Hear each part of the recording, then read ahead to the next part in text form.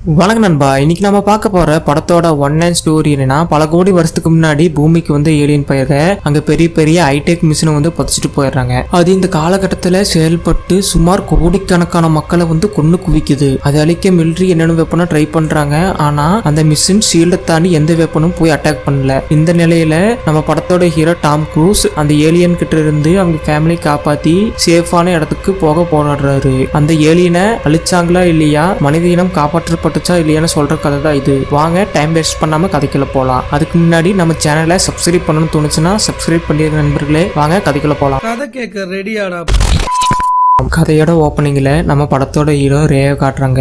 அங்க வந்து பாத்தீங்கன்னா அவரோட எக்ஸ் ஒய்ஃபும் அவங்களோட இப்போதைய ஹஸ்பண்டும் அங்கதான் இருக்கிறாங்க. ரே வந்து பாத்தீங்கன்னா 8 மணிக்கு வந்து மீட் பண்ணலாம்னு சொல்லி இருப்பாரு. ஆனா அவரு லேட்டா வந்திருப்பாரு. அவர் ஏதோ காரணம் சொல்லி சமாளிக்க அவங்க வந்து பாத்தீங்கன்னா வந்த விஷயத்த சொல்ல ஆரம்பிக்கிறாங்க. எனக்கு வந்து பாத்தீங்கன்னா கொஞ்ச நாள் என்ன குழந்தை பிறக்க போகுது, அதனால எங்க அம்மா வீட்டு பாஸ்டனுக்கு நான் போறேன். அது வரைக்கும் நம்ம குழந்தைகள் நீங்க தான் பாத்துக்கணும்னு அவங்க சொல்றாங்க.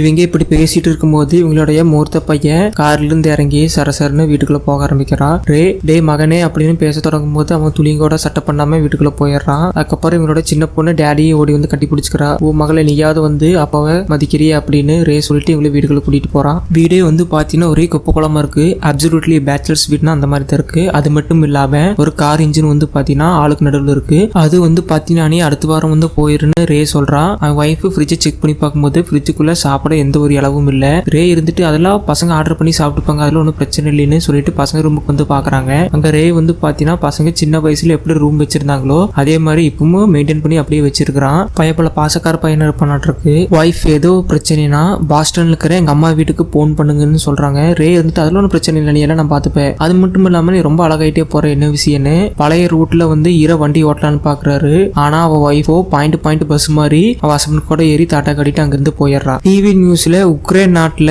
இடியுடன் கூடிய பலத்த புயல் காரணமா அங்க இருக்கிற எல்லா எலக்ட்ரானிக்ஸ் ஐட்டமும் வேலை செய்ய போச்சுன்னு சொல்லிட்டு இருக்காங்க. இப்படி பசங்க பொறுப்பா டிவி நியூஸ் பார்த்துட்டு இருக்கும்போது ரே வந்துட்டு வா நம்ம கேட்ச் விளையாட கூப்பிடுறாங்க. ஆனா அந்த பையனுக்கோ துளியும் கூட விருப்பம் இல்ல. 5 நிமிஷத்துல ஒன்னும் செத்துற மாட்ட வான்னு ரே வந்து கட்டாயப்படுத்தி கூட்டிட்டு போறாங்க.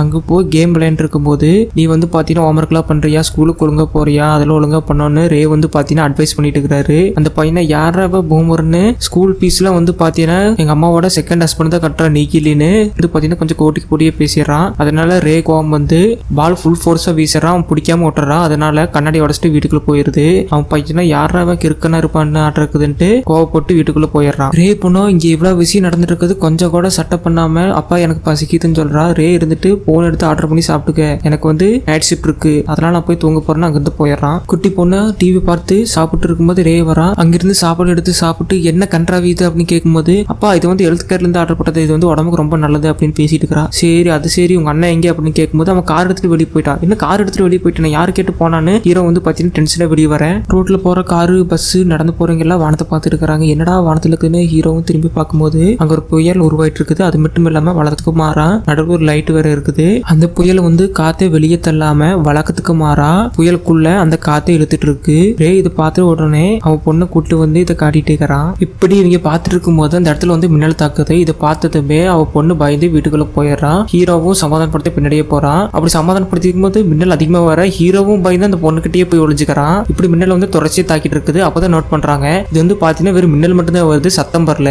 தென்றா வித்தியாசமான இடியா இருக்குன்னு அவங்க நோட் பண்ணிட்டு இருக்கும்போது அது நின்றுது. உடனே ஹீரோ வந்து அவன் பையனுக்கு போன் பண்ணலான்னு போனை எடுத்து செக் பண்றாரு. ஆனா போன் வேலை செய்யல. லைட்டு டிவி வாட்ச் எதுவுமே வேலை செய்யல. வெளியே வந்து பார்க்கும்போது காரு பஸ் எதுவுமே ஓடல. அது மட்டும் இல்லாம எந்த ஒரு எலக்ட்ரானிக் பொருளுமே வேலை செய்யலன்னு தெரிய வருது. ஹீரோ அவன் பையனை தேடி போயிட்டு இருக்கும்போது அவன் பையனை எதிர்த்தாப்புல வந்துடுறான். அவன் வந்து பாத்தீங்கன்னா கார் வந்து ஸ்டார்ட் ஆகல, அதனால சிட்டில இருந்து நான் இங்க ஓடி வந்தேன்னு சொல்லறான். அது மட்டும் இல்லாம சிட்டிக்குள்ள ஒரே இடத்துல மின்னல் வந்து தாக்கிட்டே இருந்ததுன்னு சொல்றான். ரே இருந்துட்டு உன் தங்கச்சி வந்து பாத்தீங்கன்னா வீட்டுல தனியா தான் இருப்பா, நீ போய் அவளை போய் பாரு அப்படின்னு சொல்லிட்டு அங்க இருந்து சிட்டிக்குள்ள போறாரு. அப்படி போயிட்டு இருக்கும்போது அவர் மெக்கானிக் வந்து பாத்தீங்கன்னா கார் ஸ்டார்ட் ஆகலன்னு புலம்பிட்டு இருக்கிறாரு. இவனா காயில் மாத்தி பாருன்னு சொல்லிட்டு ஹீரோ அங்கிருந்து போறாரு. சிட்டிக்குள்ள வந்து பார்க்க மக்கள் எல்லாம் வந்து பாத்தீங்கன்னா ஒரு இடத்துல கூட்டமா நின்று பாத்துட்டு இருக்காங்க. ஹீரோவும் அங்க போய் பார்க்கும்போது அந்த இடத்துல தொட்டு பாக்குறான். அந்த இடம் வந்து பாத்தீங்கன்னா வழக்கத்துக்கு மேல ரொம்ப சில்லுன்னு இருக்குதுங்கிறான். இப்படி பேசிட்டு இருக்கும்போது அப்படியே கொஞ்சம் கொஞ்சமா நில நடக்கும் வருது. அப்படியே அந்த கிராக்கும் கொஞ்சம் கொஞ்சமா பெருசாயிட்டே இருக்குது. ஒரு கட்டத்துல ஹீரோ பார்த்துட்டு இருக்கும்போது ஒரு பெரிய மிஷினோட கால் வந்து அப்படியே வந்து முன்னாடி நிக்குது. இது பார்த்ததுமே ஹீரோ அலண்டு போயிடுறான். அப்படியே கொஞ்சம் கொஞ்சமா அந்த மிஷின் வெளியே வருது. அது வந்து பார்த்தீங்கன்னா ஒரு பெரிய பில்டிங் அளவுக்கு ஹைட்டா இருக்குது. இப்படி மக்கள் வந்து அந்த மிஷினை வந்து பார்த்துட்டு இருக்கும்போது அதுல இருந்து லேசர் பீம் வந்து அட்டாக் பண்ண ஆரம்பிக்குது. அந்த லேசர் பீம் அட்டாக் பண்ணதுமே மக்கள்ல வந்து பார்த்தீங்கன்னா தூசியா மாறிடுறாங்க. இப்படி இது ஹீரோ பார்த்து பீதியாகி அங்கிருந்து ஓட ஆரம்பிக்கிறாங்க. காரு பில்டிங்கு எதுக்குள்ள ஓடினாலுமே அந்த லேசர் பீம் வந்து பார்த்தீங்கன்னா மக்களை கொண்டு தூசியாக்கிட்டு இருக்குது. ஹீரோ ஓடி ஒரு பில்டிங் பின்னாடி ஒளிஞ்சுக்கிறாங்க. அந்த ஏலியன் ரோபோட்டும் அங்கிருந்து போயிருது. இதெல்லாம் முடிஞ்சதுக்கு அப்புறம் ரே வந்து பாத்தீங்கன்னா ஒரு வீட்டுக்கு போறாரு. வீட்டுக்கு போனதுக்கு அப்புறம் பசங்களாம் டேடி என்னாச்சு உங்க மேல ஒரு தூசியா இருக்குன்னு கேட்கும்போது ஹீரோக்கு வந்து என்ன சொல்றதுனே தெரியல. ஒரு மாதிரியான கிறக்கத்திலே இருக்கிறாங்க. பசங்க பிடிச்சி குளுக்கும் போது தான் சுயநிலைக்கே வர்றாங்க.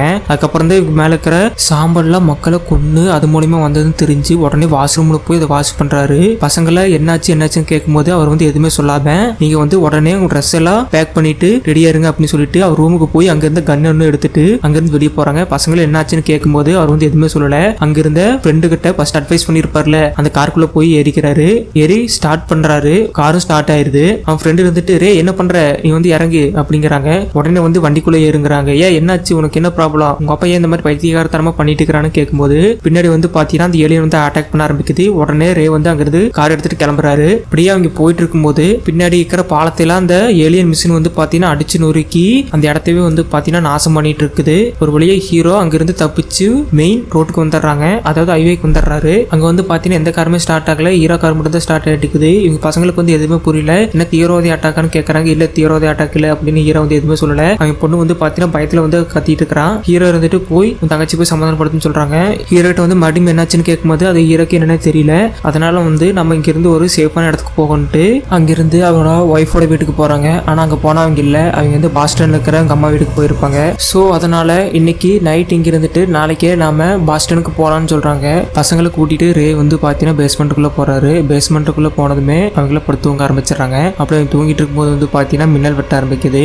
ஆஹா ஏலியன் பையன் எங்கேயும் வந்துட்டாங்கன்னு நினைக்கும் போது வந்து பாத்தீங்கன்னா அந்த பேஸ்மெண்ட் ஷேக் ஆக ஆரம்பிக்குது. அதுல இருந்து தப்பிக்க பேஸ்மெண்ட்டுக்குள்ளேயே ஒரு பேஸ்மெண்ட் மாதிரி ரூம் இருக்கு. அதுல போய் லாக் பண்றாங்க. அப்படி லாக் பண்ணும்போது அங்க பேஸ்மெண்ட்டுக்குள்ள ஒரு பெரிய பிளாஸ்ட் ஏற்படுத்துது. அதெல்லாம் முடிஞ்சதுக்கு அப்புறம் காலையில போய் காட்டுறாங்க. அந்த வீட்டுக்கு மேல வந்து பாத்தீங்கன்னா ஒரு பெரிய பிளைட் வந்து கிராஷ் ஆயிருக்கு.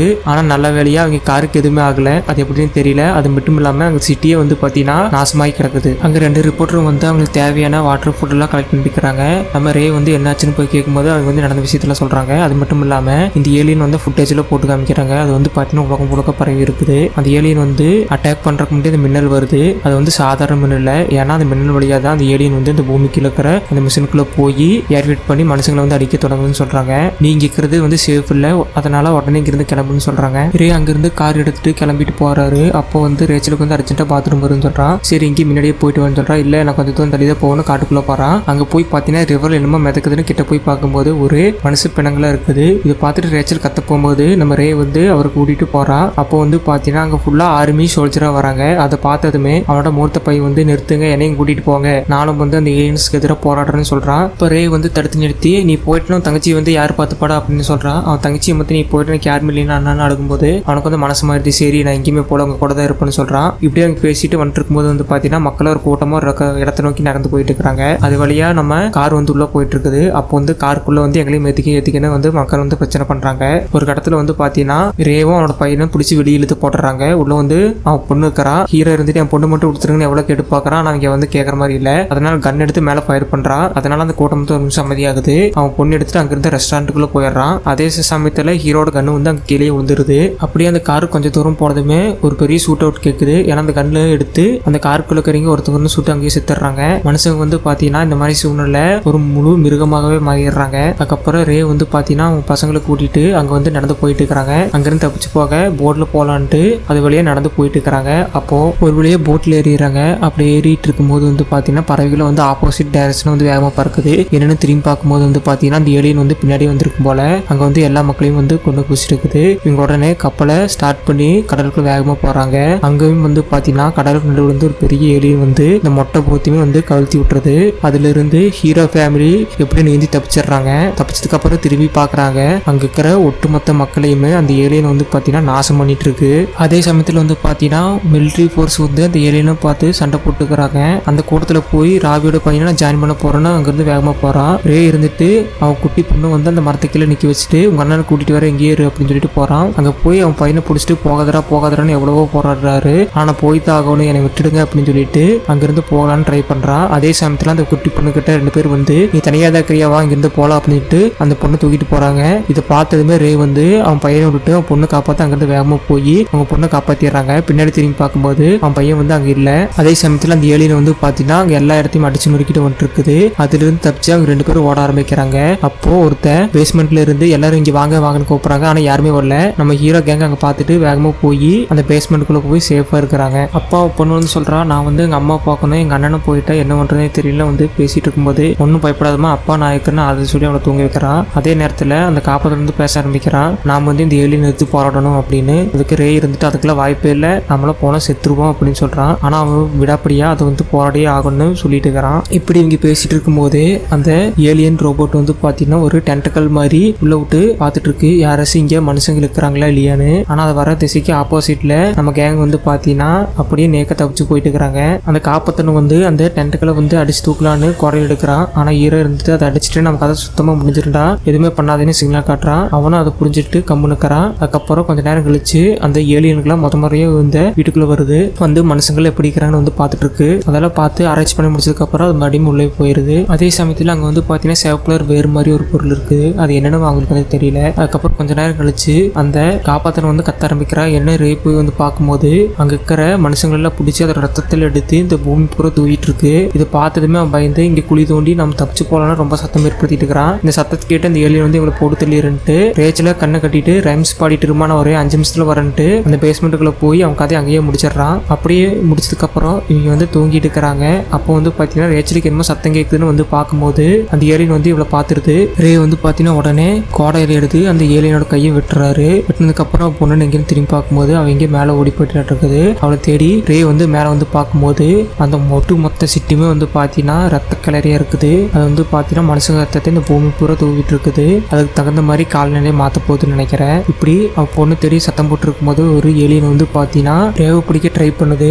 ஆனா ரே வந்து அங்கிருந்து தப்பிச்சு போயிடுறான். ஆனா பொண்ணு வந்து அந்த ஏலியன் கிட்ட மாட்டிக்கிறான். அது உடனே பிடிச்சி அதுக்கு பின்னாடி இருக்கிற கூண்டுல வந்து அடைச்சிருது. ரே என்ன பண்றதுன்னு தெரியாம பக்கத்துல இருந்த கிரானைட்ல எடுத்து வச்சு அது மேல வீசுறான். அப்போ ரேவும் பிடிச்சி அது பின்னாடியே போட்டுருது. அது மட்டும் இல்லாம ஒவ்வொரு மனுஷங்களா பிடிச்சி இழுத்து அவங்களோட ரத்தத்தை தெளிச்சிட்டு வருது. அப்படியே ரேவும் பிடிச்சி இழுக்குது. ஆனா அங்க இருக்கிற எல்லா மக்களும் சேர்ந்து அவனை காப்பாத்திடுறாங்க. அது இழுக்கும் போது ரே வந்து பாத்தீங்கன்னா உள்ள கிரானைட் போட்டுருவாரு. அதனால அந்த ஏலியன் வந்து பாத்தீங்கன்னா அங்கேயே வெடிச்சு சத்திடுது. அங்கிருந்து தப்பிச்சு மக்கள்லாம் வந்து ஒரு சேஃபான இடத்துக்கு போயிட்டு இருக்கிறாங்க. அப்பதான் நோட் பண்றாங்க அந்த சிவப்புல இருந்த வேர்ல வந்து பாத்தீங்கன்னா வெள்ளை கலரா மாதிரி டஸ்ட் மாதிரி ஆயிட்டு இருக்குது. அது மட்டும் இல்லாம சில ஏலியன் ரோபோட்லாம் நிலை தடுமாறி கீழே விழுந்துட்டு இருக்கு. அப்பதான் நம்ம ரே வந்து நோட் பண்றாரு ஒரு ரோபோட் மேல வந்து பறவை கொண்டு இருக்குது. அப்படி பறவை கொண்டு இருந்தாவே அது மேல சீடு இல்லைன்னு நம்ம ஹீரோக்கு தெரிய வருது. அதனால அங்க இருக்கிற சோல்ஜர்கிட்ட வந்து அதை வந்து சொல்றாங்க.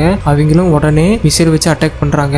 அட்டாக் பண்ணதுமே ஷீல்டு இல்லாதனால அந்த ரோபோட் மேல மிசைல் போய் அட்டாக் ஆகுது. அதனால அந்த ரோபோட் வந்து கீழே விழுகுது. கீழே விழுந்ததுமே அதுல இருந்து ஏலியன் வெளியே வருது. வெளியே வந்தது சுவாசிக்க முடியாம அங்கேயே செத்து போகுது. அதுக்கப்புறம் ரே வந்து பாத்தீங்கன்னா பாஸ்டன்ல இருக்கிற அவங்க அம்மா வீட்டுக்கு போய் அவங்க குழந்தைய வந்து எங்க அம்மா கிட்ட வந்து விடுறான். விட்டுட்டு நம்ம பையன் எங்கன்னு கேட்கும்போது அவன் வந்து பாத்தீங்கன்னா அங்க போயிட்டான், இங்க வரந்தா சொன்னான் அப்படின்னு பேசிட்டு இருக்கிறாங்க. இப்படி அவங்க பேசிட்டு இருக்கும்போது அவங்க பையனும் வந்து அங்கேயே வந்துடுறாங்க.